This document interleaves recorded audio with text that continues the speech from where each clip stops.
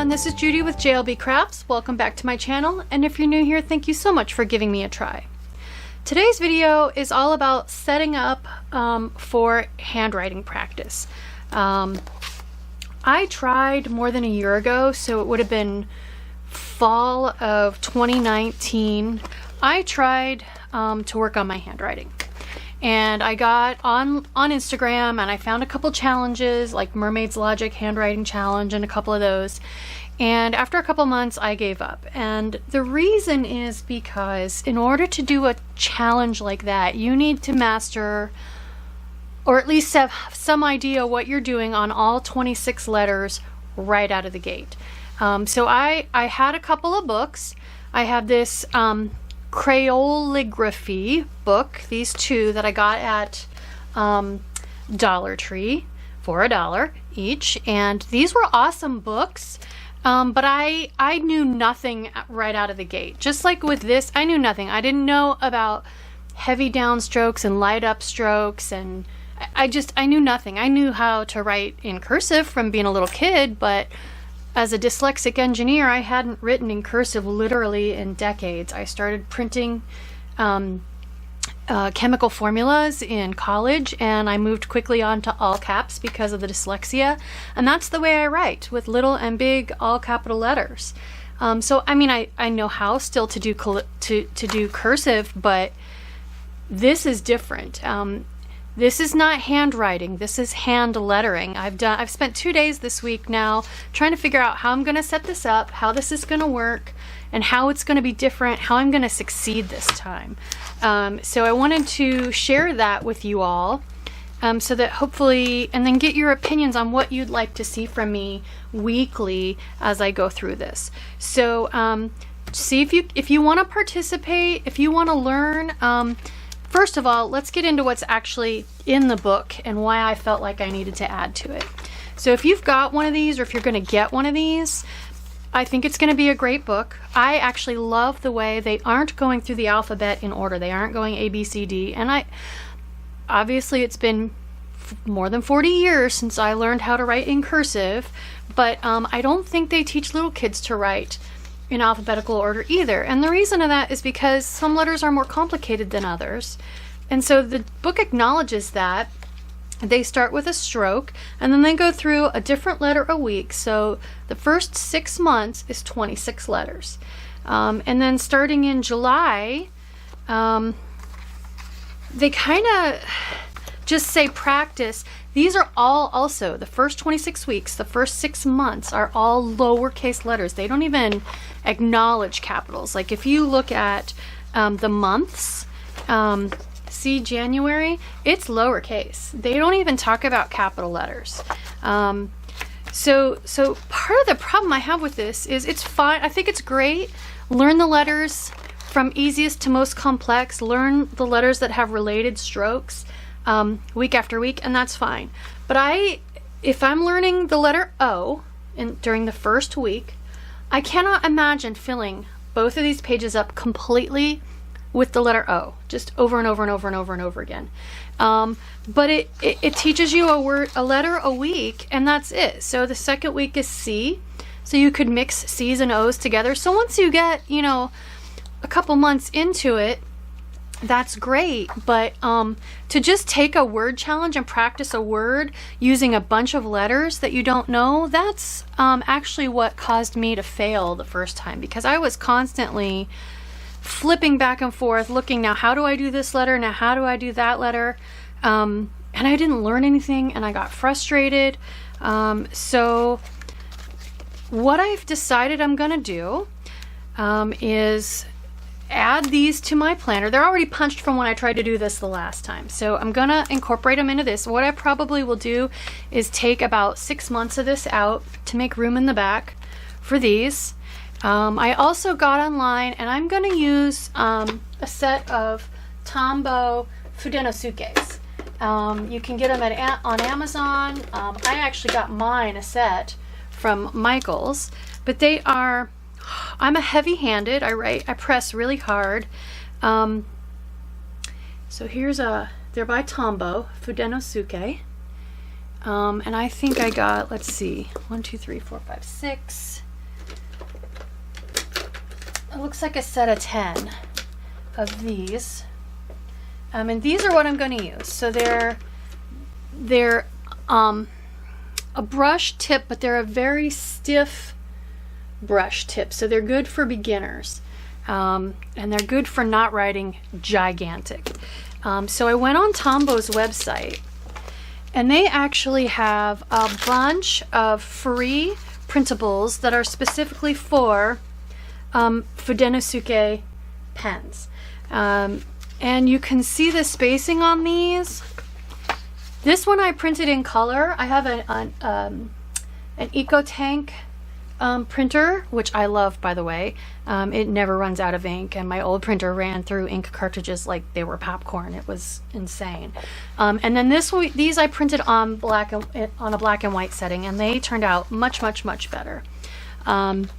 But the spacing on here is pretty similar, so I think it's going to be nice to have to go back and forth. So this one I printed out because it's got a capital alphabet, but I'm going to follow what the book is doing and just focus on lowercase letters for the first 6 months, but then it helps you with the capital letters. Now, there are many different styles of alphabets out there. In particular, I don't like this S. This is the way I learned to make a cursive S, and I've never liked it. So I'm gonna use this other one that does an S more like a printed S. I like this one that looks a little bit more like a figure 8. This is the one I printed in color. It's hard to see. But I'm gonna make my S's like that. I also don't like the way they do the X, which is near the end of the first 6 months. So I'm probably gonna use this X as well. They do 2 backwards C's together to make an X in the Happy Planner handwriting, and I just don't care for that. So same thing with some of the capital letters. I've never liked this G, but anyway, that's the second 6 months. My name is Judi. That's where the J in JLBCrafts. It's just my initials, and I want to make sure I fall in love with the J that I'm going to use before I learn it. Here's a set that's days of the week, but it's all a bunch of different fonts. So these top 3 lines, 9 different ways to write Sunday. So I can go through here and pick one that I really like. Like here, these top 3, I'll have the S's the style of the S that I like. These are mostly just printed. But so here's all the days of the week. So once I learn a significant amount of the letters, I can start using some of these. So I'm gonna here are the months of the year. These are the seasons: winter, spring, summer, fall, and autumn. And then I just printed out a bunch of more blank pages. So I'm gonna put these in a section in the back. But again, so the other thing I have is I have a little app that I use that will let me input these letters. So this is the very first week, December 28th through January 3rd. And these are all the letters that are significantly formed by using this oval. So what I can do is put these letters in that little program and then tell it to spit out words that only use these letters. And so I think what I may do, since I've dabbled a little bit in this, I'm not completely new, but I don't want crazy words that have a bunch of letters that I haven't learned yet, because like I said, it got way too frustrating. So I'm going to use my little program, and I'm going to try to come up with words right off the bat that I can use, but that won't make me miserable. I also decided one of the things that I didn't care for before is it's a nice page, but it's boring, right? We're happy planners. We got to decorate. So I'm going to go ahead and figure out how to decorate. I'm thinking maybe keeping toward the center, maybe some washi tape strips, maybe use this space until later on in the year when I actually need it. Let me know your thoughts. Do you want me to decorate? Don't you? Are you going to decorate yours? So let's see. So I'm going to take 6 months out. I'm going to put these different sections in. I also had, I got a large Happy Notes back in the day when I was doing this, because using this actually as your your top, middle, and bottom. It's hard to see on my camera, but using the two of these lines together is also, again, similar spacing. So you've got more practice sheets without having to print anything out or do anything. So I'm going to put this in as a section. So once I get all this stuff put in here, I'm going to have to take some months out. This Crayoligraphy, I actually tried to use the Crayola markers, and they don't work very well as brush markers. So you can see I did some practicing early on, and these don't go in order either. They're going in all kinds of different orders as well. So that, like I said, that's kind of my plan. There are those S's I don't like. I would encourage you to have a look. This is just a little bit I've learned. Watch a couple YouTube videos. Maybe find a couple fonts that you like, that you want to spend the time learning. Because the idea of this is that if you've learned to play an instrument, I played the flute and piccolo for years in school. You build up muscle memory, and so your brain just knows how to make an S after you've practiced a bunch of times. So that's what this is. The plan is for this to do. So to set this up, I'm gonna want for sure a bookmark. So I just picked one that had some rose gold, because the outside of the, and I made this myself, this was a teacher bookmark that I put some stickers on, and I chose rose gold stickers. So I'm gonna use this, even though it's not big enough, I can still put it on here so that it sticks out the top. And then I've got some different pen loop options. This one's got sticky that you can peel off. I'm not sure which one of these I'm gonna use yet. This one actually I got off Amazon, and I can link this in the description box. This is actually made to hold a little thumb drive and a pen, but you could put a fat and a thin pen in here, and it snaps on your discs. This one's a paperclip pen, so you put it on here, and it can go on your cover, and then your pen slides right through there. And then the last option I have is this. It's a clip that's got two little springy holes, and you put this on. Like I said, it's a clip, and then that stretches, and you can put two pens in here. So I'm going to use a pen loop. I just don't know which one yet. The other thing I'm going to do is, this is the kind of thing you might take with you to the park or to the coffee shop or something like that. So I'm going to go ahead and show you guys how I make my covers. I have this expanding file folder. It's a pen and gear, so I got it at Walmart. And what we're going to do is cut the spine so we have a front and a back, punch it, and then it's got a little snap closure that'll hold it shut, and it'll protect my pen if I have a pen, keep it from getting popped off. Normally I throw these away. Normally they're clear, but I think I might try to save these maybe and see if I want to use them as tabs within the different sections. We'll see. They're pretty flimsy. And then the last thing I want to put in here, this is just, again, it's a pen and gear, but it's plastic. It's from the back to school section, and it's just a simple folder. And so, but it's a pocket folder.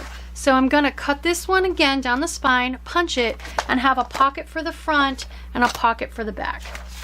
So I'm gonna put all this stuff away and get set up to go ahead and deal with these two items.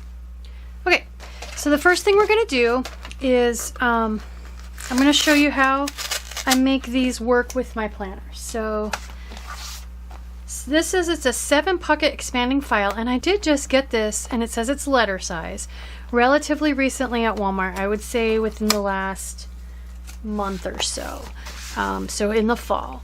So the first thing I want to do, usually there's a little, yep, so this is a little sheet of sticker labels for these tabs, so we'll hang on to those. So this is just a little heat melt weld, and it peels right off. I've taken these apart before, and I loved this one because normally there's a full flap, and this one just has the little snap closure. Plus I liked the spring colors on this one. I think this will be pretty, really pretty. I like that floral pattern that's on it. So I'm just ripping these completely off.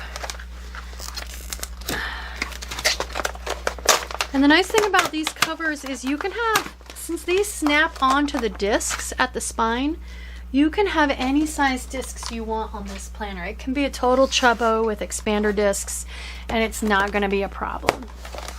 All right, so let me grab the front cover off of my lettering book. We're going to use that to measure. So it's plenty tall enough. I'm going to make it just a tiny bit taller so I can cut off both of these rolls of little weld points so I won't have to clean them up anymore. The other thing is the spine has several different crease lines because it's meant to be curved for when it's full of papers. But we're going to cut along one of them. I'm just trying to decide. So if I cut along that one, I'm going to have plenty of room back here, even for a pen to sit. And the front, if I cut along that same line, is going to be, though, just a tiny bit short, actually. So if I cut, like I said, there's 1, 2, 3, 4, 5 different score lines. If I move over one, my front is still a little short, which isn't necessarily a bad thing. It just won't be fully protected. If I cut all the way over on this final score line, it still isn't quite wide enough. It'll be close. And if I cut on the final score line over here, I am wide enough still on the back. So that tells me I seriously want to consider cutting all the way over on this farthest score line. I'm not sure, can you see these different score lines? Maybe on the outside you can see them better, yeah. So I think I'm going to go ahead and cut on this farthest score line to kind of make the front cover, just kind of force it to be just a tiny bit bigger. This won't these score lines being all the way on the front isn't going to bother me because they're going to be mostly where the mushroom hole punches are. So let's go ahead. And I don't know, this may not fit in my paper trimmer. Nope, it's not. It's too tall. All right, so I'm just going to have to very, very carefully cut this. So this is the back with the snap. I'm just going to have to pretty carefully either cut this with scissors or use a straight edge. And I'm just trying to decide. It's going to be a little slippery. I'm not sure a straight edge. We'll see. Let's try this.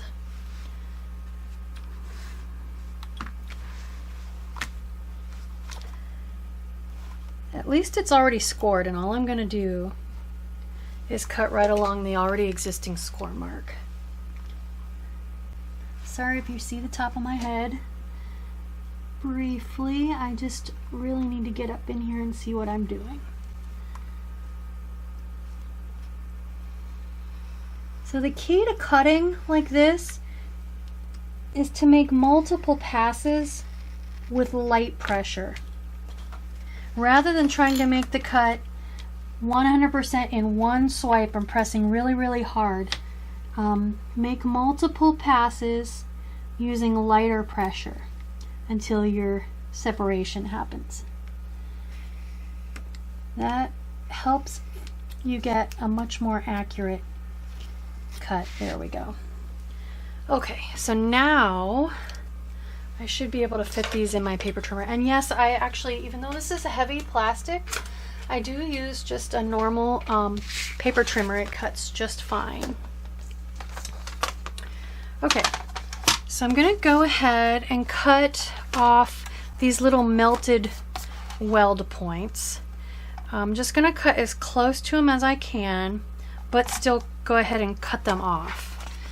And actually, I think I want to line up on the pre-made straight edge. So let's turn around. Let's go this way. Let's go at it.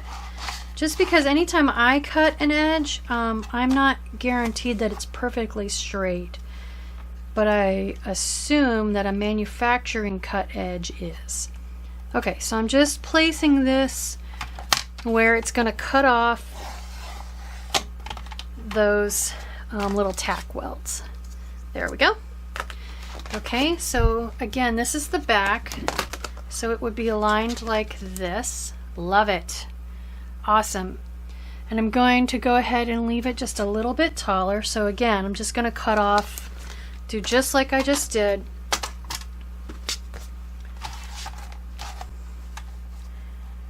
Cut right outside those little melted points.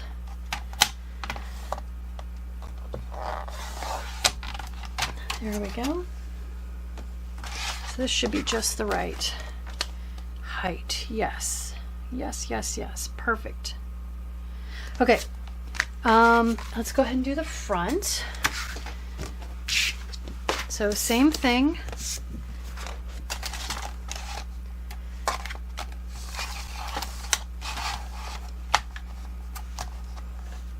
And since this one's a little bendy, I'm going to come up from the bottom on this one, just so that it doesn't try to give when I come through it.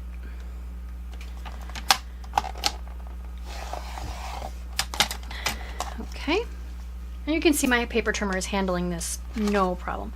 Now I'm going to go ahead and cut this edge off just because it's a little funky. It was a design feature that I just don't really feel like I need. So I'm going to go ahead and just clean that off so it's all even. There we go. Nice and straight. And then last but not least,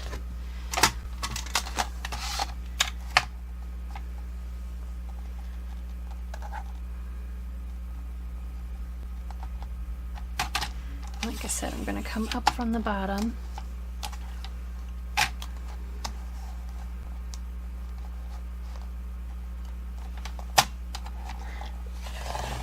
Oh, I got that one a little close. I could feel it going through the little dimples. So I'm going to take just a little bit more off of this to clean that up.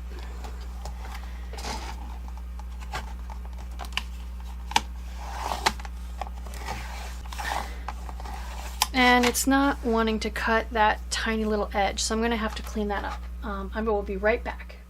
Next thing I'm going to do is something very similar with this file folder. So I'm going to go ahead and pull it open.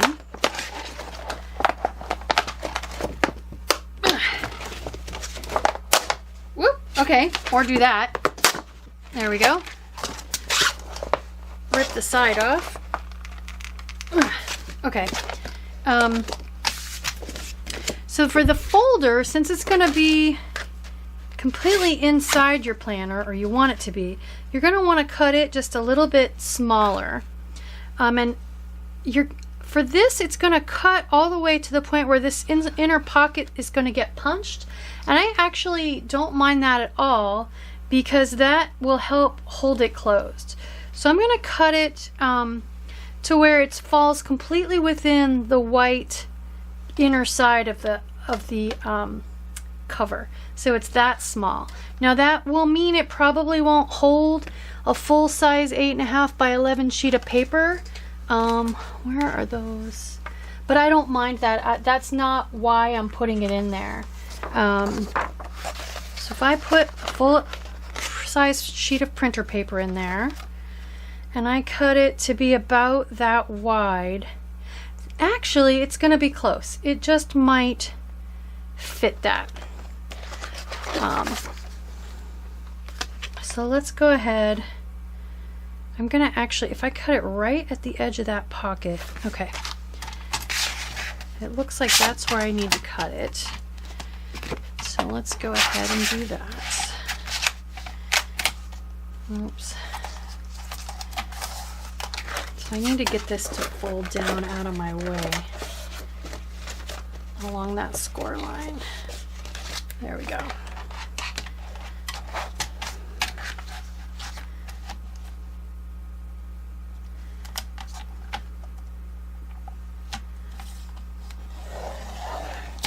There we go. Now it is too tall. I'm gonna have to go ahead and cut some of the top off for sure.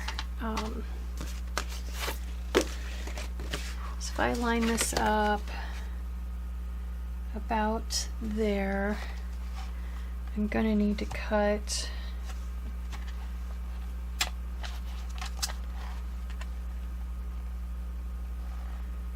just a little bit off. I'm just gonna eyeball it. Okay, I'll go ahead and do the back.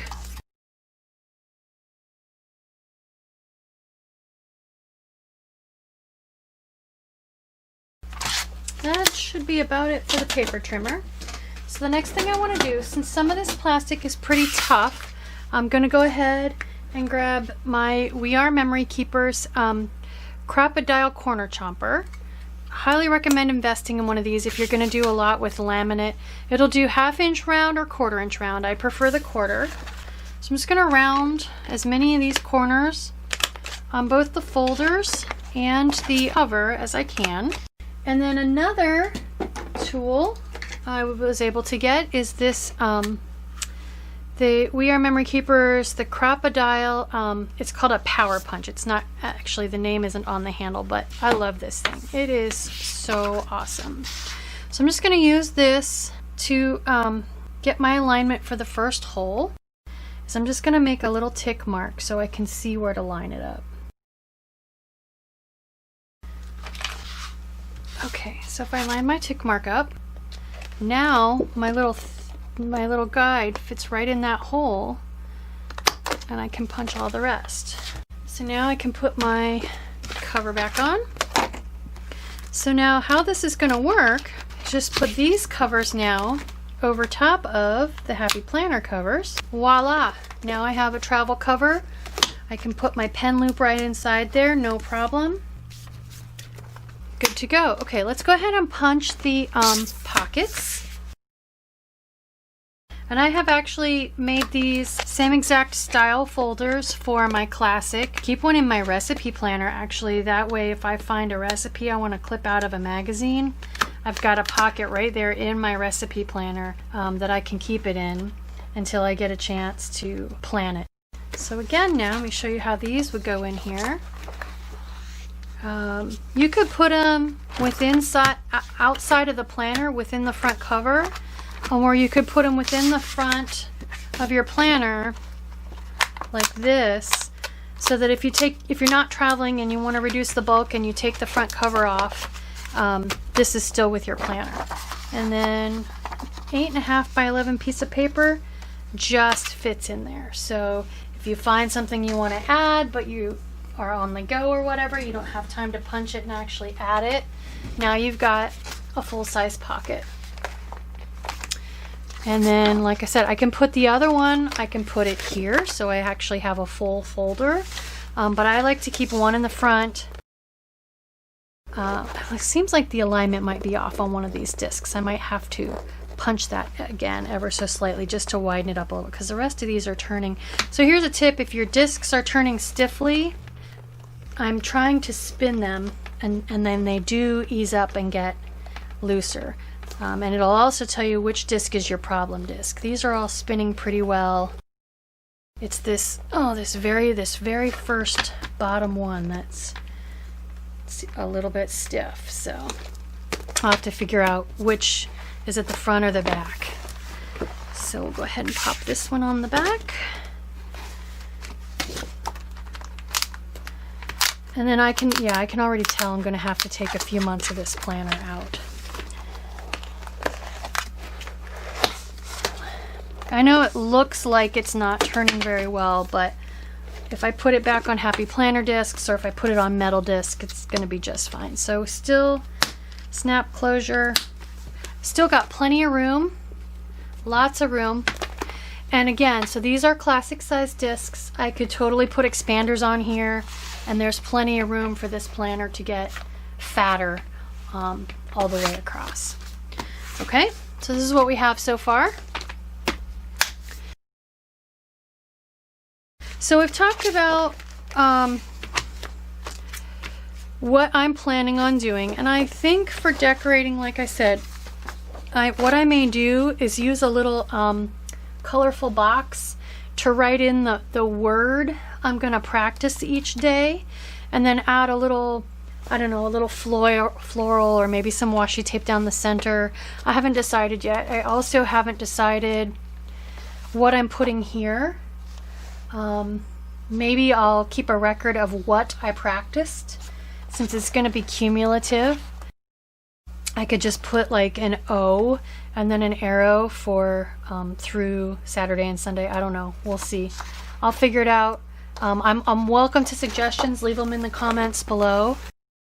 And then I think the monthly would be good for if you are going to attempt a word of the month, or you know, one of those monthly word challenges. Mermaid's Logic, I just saw, she transferred the baton to another planner. I forget what it's going to be called now. I want to say Imperfect Lettering Challenge or something like that. I'll find it and I will put it in the description box down below so that you can follow that one as well. I'm not sure yet. Again, something like that is what made me frustrated and fail the first time. So I'm not sure I want to start out of the gate with that again this time. And then I think what I'll do, put these in the back for reference. And just play with, put this section in the back with some extra pages, and I'll put these Tombow Fudenosuke practice pages. I'll punch these and stick them in the back, and I'll pick a pen loop. This is everything. It's a little fat, but I still have it on classic discs, and there's no problem at all getting the snap to close. So what I have in here is my normal cover, the front half of the folder, which if I were to keep it in here, I think I might move this. I don't know. I haven't labeled anything yet because I'm not sure exactly what order I want things in. I'm going to try, since this folder is fatter at the bottom than at the top, it makes the cover lay kind of funny, so I think I might leave it out there for now. My cover, here's my title page. So I cheated. I know I should handwrite that, but I just used some rose gold stickers that I have for now. There's the perpetual calendar. I need to figure out what to do with that. Oops, and I stuck this page in upside down. I still have all 12 months in here. I thought it would be way too fat, but it's definitely not. So I've got my short little bookmark, and then like I said, I've got all my 12 months, December, and then in the back I did go ahead and end up punching these little filmy pieces from inside this file folder. I haven't labeled them yet. I still have the little sticky labels that I can write on here, and I'll probably end up getting my label maker out, but I wasn't sure what order I wanted this stuff in, so I went ahead and popped that first Crayoligraphy in here because it's pretty thin, and then I've got the second one, which I don't actually have very many metallic markers that would write on this black, but maybe at some point. Oh, and one of the reasons I kept this one in here is because it's one of the few that has, I think I saw numbers. Anyway, I might have to do some searching for numbers. Most things don't have numbers. So again, I got these Crayoligraphy books at Dollar Tree. I thought I saw numbers go flashing by. I guess not. And then I've got all those sheets that I printed out. I went ahead and punched them. So just for reference, I might reprint this one in black. It's a little hard to read, but I do like the S's in this one. And then the second alphabet. So again, both of these actually came free from Tombow. Like I said, I printed out the ones for Fudenosuke. And then I've got the days, months, and seasons. And then finally I've got some extra blank pages that I printed out. And there's nothing behind this last one. And then I've got as a last resort, if I need more paper yet, I've got my Happy Planner dotted line paper at the very back. One more folder, which again, I can put this outside the back cover if I want. Right now I've got it inside. I didn't put a pen loop on yet because I'm not sure where I want my pen loop, but that is it. That is surprisingly everything fits in there comfortably. Now if I start using washi tape and stickers, there we go, it might get too fat, but there's still a little more room to grow. So that's my setup. I hope you like this video. I hope it gets you excited to get set up and ready to go over the next week or two to practice handwriting with me. If you like this video, please consider liking and subscribing. Thank you.